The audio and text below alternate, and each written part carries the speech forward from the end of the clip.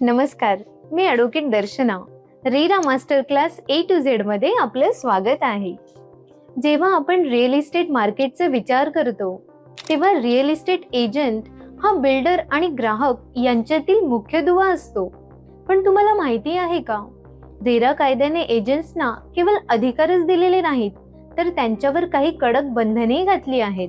आज आपण real estate regulation and development act 2016 च्या सेक्शन 10 चा सखोल अभ्यास करणार आहोत, जो थेट रिअल इस्टेट एजंटच्या कायदेशीर कर्तव्यांशी म्हणजेच फंक्शन ऑफ रिअल इस्टेट एजंटशी संबंधित आहे.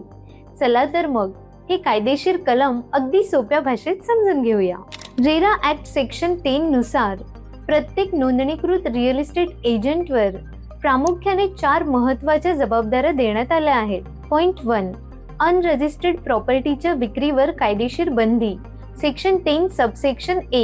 पहिली महत्त्वाची तरतूद, कोणताही एजंट अशा कोणत्याही प्लॉट, अपार्टमेंट किंवा बिल्डिंगची जाहिरात, मार्केटिंग किंवा विक्री करू शकत नाही ज्याची महारेरा किंवा संबंधित रेरा प्राधिकरणाकडे अधिकृत नोंदणी म्हणजेच रजिस्ट्रेशन झालेलं नाही. अनरजिस्टर्ड प्रोजेक्टचा व्यवहार करणे हा थेट कायद्याचा भंग मानला जातो. पॉइंट 2, बुक्स ऑफ अकाउंट आणि रेकॉर्ड्स राखणे. Section 10 subsection B.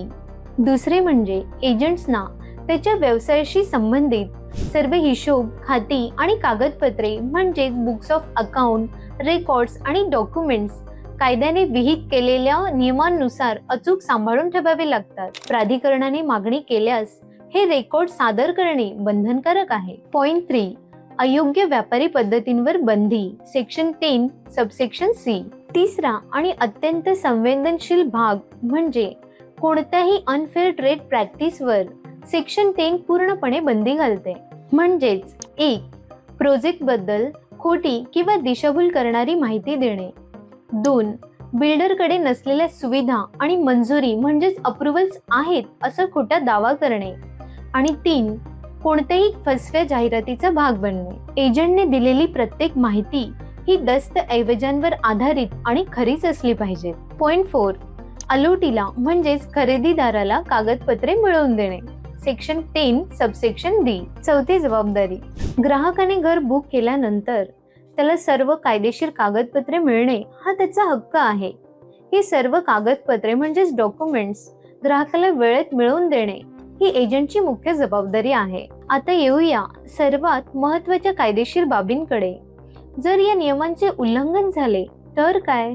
RERA section 10 चे पालन न केल्यास रेरा सेक्शन 62 नुसार एजंटवर कडक कारवाई होऊ शकते. 1, रोज 10,000 रुपये दंड.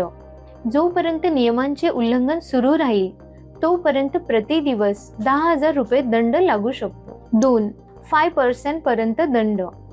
हा एकूण दंड मालमत्तेच्या एकूण किमतीच्या 5% पर्यंत जाऊ शकतो. 3, लायसन्स रद्द. गंभीर प्रकरणांमध्ये तुमचे रेरा रजिस्ट्रेशन लायसन्स सस्पेंड किंवा कायमचे रद्द होऊ शकतं. थोडक्यात सांगायचे तर रेरा सेक्शन 10 हा रिअल इस्टेट व्यवसायात पारदर्शकता म्हणजे ट्रान्सपरन्सी आणि व्यावसायिकता म्हणजेच प्रोफेशनिझम आणण्यासाठी खूप महत्त्वाचा ठरतो. एजंट म्हणून काम करत असताना किंवा एजंट म्हणून काम करताना कायदेशीर सुरक्षितता कशी ठेवायची हे यावरून स्पष्ट होते. रिअल इस्टेट क्षेत्रातील महत्त्वाचे आणि कठीण कायदे सोप्या भाषेत समजून घेण्यासाठी आमच्या चॅनलला नक्की सबस्क्राईब करा आणि हा व्हिडिओ आवडल्यास तुमच्या रिअल इस्टेट एजंट मित्रांना नक्की शेअर करा. थँक्यू.